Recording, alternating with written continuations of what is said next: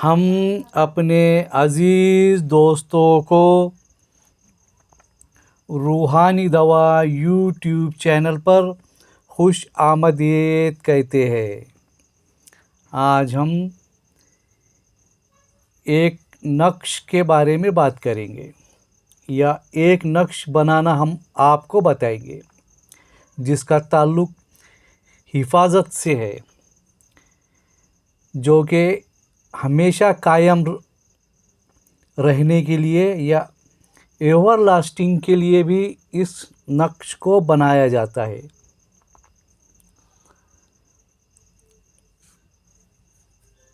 आज हम आपको 2 नंबर बताएंगे। एक नंबर है 142 यानी 142। दूसरा नंबर है 162 यानी 162। आज हम इन 2 नंबरों के बारे में बात करेंगे जिससे कि हिफाजत का नक्श या हमेशा कायम रहने के मकसद से यानी एवर लास्टिंग के मकसद से इसके नक्श, ये 2 नंबरों का नक्श बनाया जाता है। ये जो नक्श बनेगा इसका एलिमेंट यानी इसका अनासिर, इसका तत्व एयर रहेगा यानी बादी रहेगा। वायु तत्व का इसका नक्श का अनासिर रहेगा। इसको आप कमर की साथ में यानी पीर के दिन सवेरे सूरज निकलते वक्त जो मून की साथ होती है, चंद्र की घड़ी होती है, उसके अंदर भी बना सकते।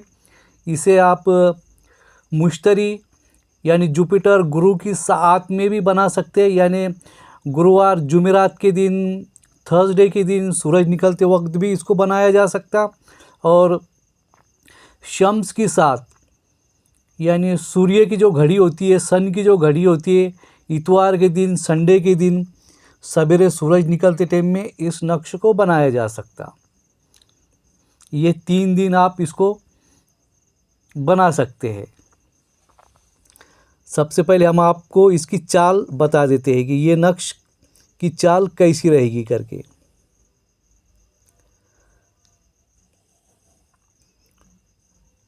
जिन लोगों ने 16 खाने या मुरब्बा नक्श बनाने की ज़कात अदा की है, उनके लिए ये नक्श बहुत ही फ़ायदेमंद होगा।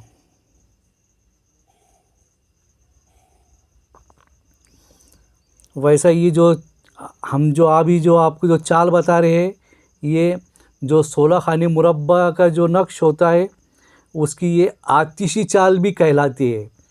मगर इससे हिफाजत का या हमेशा कायम रहने वाला कोई चीज़ अगर उसको आप बांधते हैं तो वो चीज़ का नुकसान नहीं होगा, उसकी हिफाजत रहेंगी, वो एवर लास्टिंग रहेगा। इस नियत से आप इस नक्श को बना सकते हैं। तो ये इसका पहला खाना होगा, ये दूसरा, ये तीसरा, ये चौथा, ये पांचवा, ये छठा, ये सातवां, ये आठवां, ये नौवां, ये 10वां, ये 11वां, ये 12वां, ये 13 नंबर का खाना, ये 14 नंबर का खाना, ये 15 नंबर का खाना और ये 16 नंबर का खाना। अगर आपको मुरब्बा नक्श के ज़कात के बारे में कोई मालूमात चाहिए तो हमने हमारे रूहानी दवा यूट्यूब के प्लेलिस्ट के अंदर एक फ़ोल्डर बनाया है जिसके अंदर हमने नक्शों की ज़कात के बारे में बताया है। आप वहाँ पर जाकर ज़कात के बारे में देख सकते हैं। जो लोगों ने ज़कात नहीं दी है वो कुछ सदका ज़कात देकर, अपनी हैसियत के हिसाब से कुछ सदका ज़कात देकर भी इस नक्श को बना सकते हैं।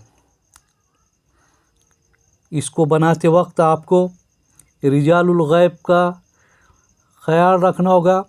रिजालुल गैब के बारे में हमने एक वीडियो के अंदर इसकी मुकम्मल पूरी मालूमात दी है। आप उसे रूहानी दवा यूट्यूब पे जाके रिजालुल गैब के सिमत के ऊपर भी देख सकते हैं। ये नक्श बनाने के लिए आपको ज़ाफ़रान की शाही का इस्तेमाल करना होगा। हमने ज़ाफ़रान की शाही और पेन किस तरह बनाया जाता है इसके बारे में भी हमने रूहानी दवा यूट्यूब चैनल पर आपको उसकी पूरी मालूमात दी है कि आप ज़ाफ़रान का पेन और शाही किस तरह बनाएंगे। मगर आप कोई वजह से बना नहीं सकते या फिर आपको एक दो नक्श बनाने हैं या अपने ख़ुद के लिए नक्श बनाना है, तो आप ज़ाफ़रान की शाही और पेन बनाने में अपना टाइम वेस्ट नहीं करेंगे। आप पेंसिल ले लेंगे और उसी से इस नक्श को बना लेंगे, क्योंकि जो सिस पेंसिल होती है वो ग्रेफाइट की बनी होती है। उसमें भी कोई हराम की चीज़ नहीं होती, उसमें भी कोई ऐसी चीज़ नहीं होती कि जिससे अरबी नक्श को नुकसान पहुँचे। जहाँ तक हो सके अरबी नक्श ज़ाफ़रान से ही लिखे। उसकी शाही किस दिन बनाई जाती है हमने ये भी आपको बताया है। ये नक्श बॉल पेन से, मैं जो पेन से बना रहा हूँ इसी से कभी ना लिखे, क्योंकि इसके सॉल्वेंट में अल्कोहल होता है। तो ये पेन से भी कभी भी कोई कुरान शरीफ की आयत या फिर कोई कुरान शरीफ से ताल्लुक़ रखने वाला नक्श न बनाए। और ये नक्श की ज़ेरॉक्स भी नहीं निकाले, क्योंकि ज़ेरॉक्स की शाही में या फिर कुरान शरीफ की आयतों के अंदर से जो कुरान शरीफ की जो आयतें उसका भी ज़ेरॉक्स ना निकाले।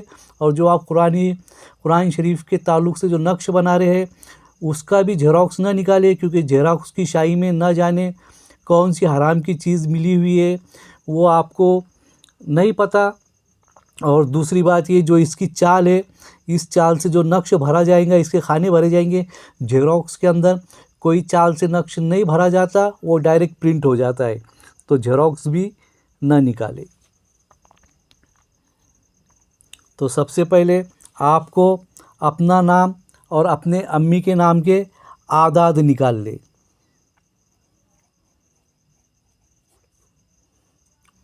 आदाद निकालने का तरीका भी हमने रूहानी दवा यूट्यूब चैनल के ऊपर आपको बताया है।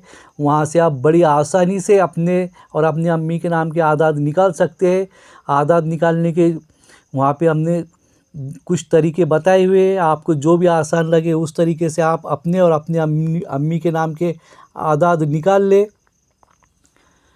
या फिर आपको जिस तरीके से निकालना आते हो उस तरीके से निकाल ले। मगर आदाद निकालते वक्त हमेशा अपने और अपने अम्मी के नाम के ही आदाद निकाले, सिर्फ़ अपने नाम के आदाद न निकाले। फिर इस आदाद में आप है तो दोनों में से एक कोई भी नंबर ऐड कर ले। 142 ऐड कर ले, यानी 142 या 162 इसमें ऐड कर ले। जब इसकी जो टोटल आएगी फिर इसमें से आप 30 माइनस कर ले। अब जब इस टोटल में से आप 30 माइनस करेंगे, फिर जो इसकी जो भी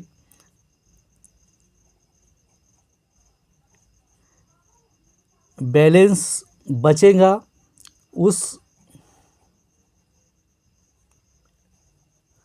इस बैलेंस को फिर 4 से डिवाइड कर ले। आप 4 से डिवाइड करने के बाद यहाँ पे डिवाइडेशन आएगा, यानी भागाकार आएगा, और यहाँ पे नीचे कोई बाकी बचेंगी, यानी बैलेंस बचेगा। अब ये बैलेंस में एक तो 0 बचेगा, या फिर 1 बचेगा, या फिर 2, या फिर 3, इतनी बाकी बचेंगी।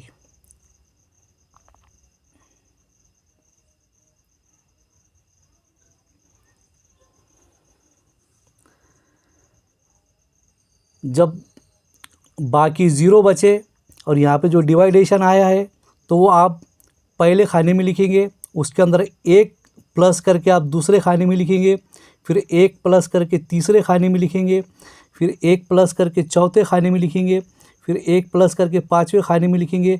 इस तरह जिस तरह बताए हुए छठा खाना, सातवां खाना, आप इसमें एक एक प्लस करते जाएंगे और 16 खाने पूरे मुकम्मल भर लेंगे। जब ये नक्श पूरा 16 खाने भरे जाएंगा तो फिर आप इसकी वर्टिकली और हॉरिजॉन्टली टोटल करेंगे, जो कि आपके आदाद की जो टोटल आई हुई है, यानी आपने जो आदाद और 142 या 162 मिला के जो आपने जो टोटल ली थी उतनी आनी चाहिए, तो आपका नक्श सही भरा गया। अगर ये टोटल हॉरिजॉन्टली और वर्टिकल को प्लस करने के बाद नहीं आती है, यानी जब आप ये 4 खानों को प्लस करेंगे तो उसकी टोटल इतनी आनी चाहिए, जो आपकी आदाद और ये नंबर मिला के जो टोटल आई थी।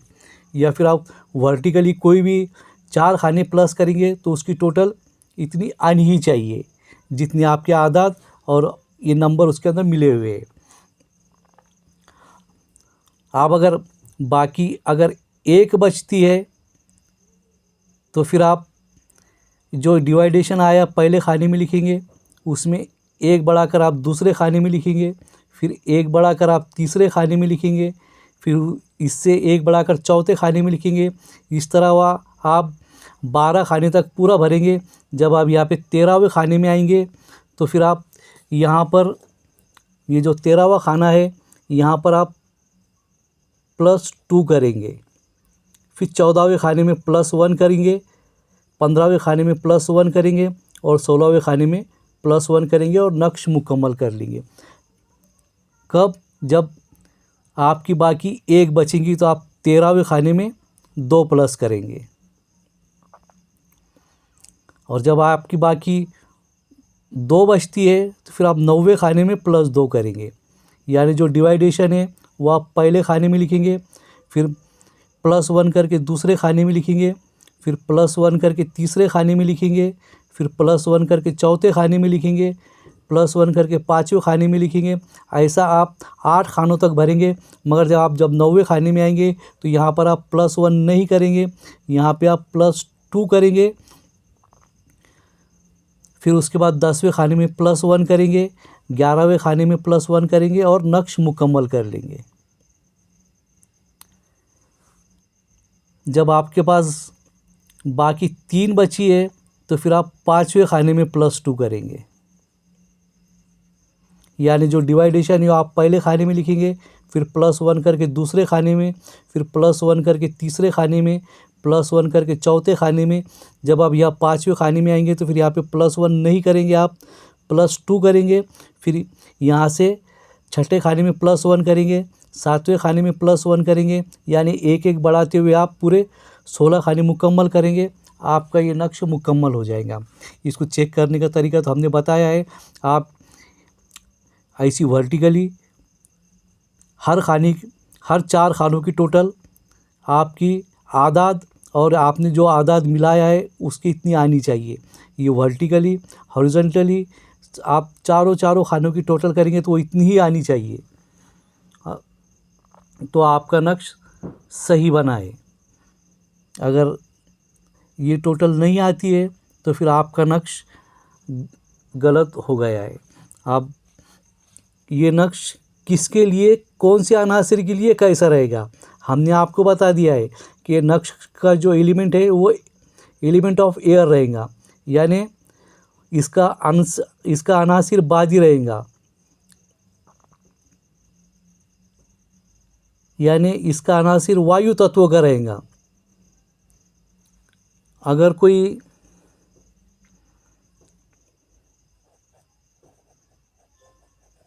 बादी अनासिर का इंसान, यानी इसका जो अनासिर है वही अनासिर का इंसान इस नक्श को बनाता है तो उसके ऊपर इसकी रिज्जत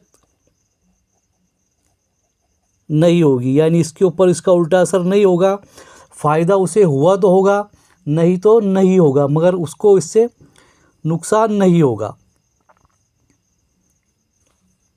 दूसरा, अगर कोई इसे आबी अनासिर वाला शख्स अगर बनाता है, जिसका अनासिर आबी है यानी वो द एलिमेंट ऑफ वाटर है,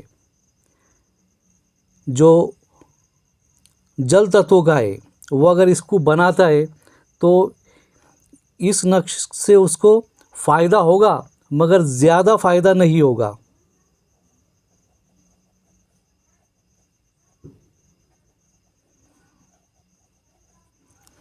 ज़्यादा फ़ायदा आबी अनासिर वाले को नहीं होगा। अगर कोई आतिशी अनासिर वाला यानी जिसका अनासिर आतिशी हो, जिसका अनासिर फायर हो, द एलिमेंट ऑफ फायर है, जो अग्नि तत्व का है, वो अगर इस नक्श को बनाता है तो उसके लिए ये बहुत ज़्यादा फ़ायदेमंद होगा।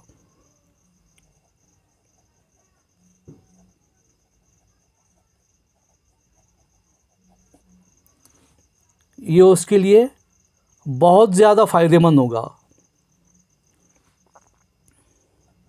और अगर कोई खाकी अनासिर वाला इसे बनाता है यानी जिसका एलिमेंट अर्थ है, द एलिमेंट ऑफ अर्थ है, यानी जो पृथ्वी तत्व का है, जिसका अनासिर खाक है, वो अगर इसे बनाता है तो उसके लिए ये नुकसान वाला साबित होगा। उसका इससे नुकसान होगा, रिज्जत भी होगी, यानी नक्श का उल्टा असर भी उसके ऊपर होगा। इसका रिज्जत का मतलब ही उल्टा असर होता है। ये अरबी लफ्ज़ है, इसे रज्जत भी कहा जाता, रिज्जत भी कहा जाता।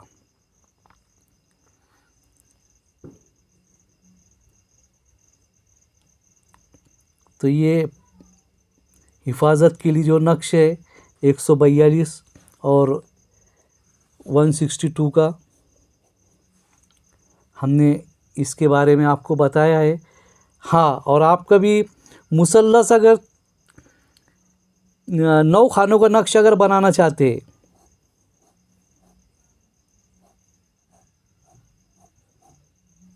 यानी मुसल्लस नक्श अगर आप बनाना चाहते हैं तो फिर आपको ये आबी चाल से बनाना होगा।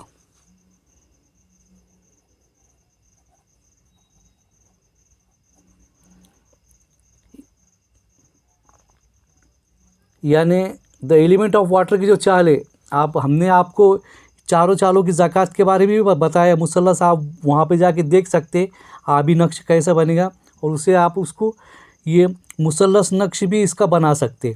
इसको भी चेक करने का तरीका यही होगा, आप हॉरिजॉन्टली और वर्टिकली टोटल मारेंगे, जो कि आपके ये टोटल के इतनी आनी ही चाहिए। अगर नहीं आती है तो नक्श गलत हो गया।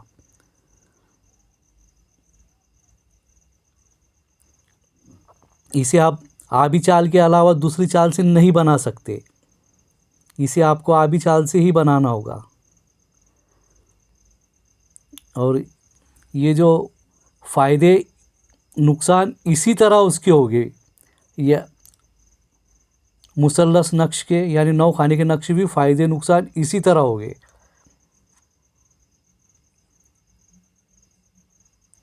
और जो हमने आपको जो साथ बताई हुई है, वही साथ में आपको ये नक्श बनाना होगा। अगर कोई बात समझ में ना आए तो कमेंट बॉक्स में कमेंट्स करके पूछ लेना, इंशाअल्लाह ताला हम बताने की कोशिश करेंगे। वैसा तो हम पूरा बता देते हैं, जो भी इसकी बारीकियाँ है, मगर फिर भी अगर कोई बात रह गई है तो आप कमेंट बॉक्स में कमेंट्स करके पूछ लेना। हमने हमारे व्हाट्सअप नंबर भी दिया है, आप इसके ऊपर भी ऑडियो मैसेज या टेक्स्ट मैसेज भेज के पूछ सकते हैं। ये नंबर के ऊपर कॉल ना करें, बेहतर होगा कि आप जो यूट्यूब का कमेंट बॉक्स है वहीं कमेंट्स करें, ताकि दूसरों को भी पता चले कि कोई मसला हो तो उनका भी हल हो जाए।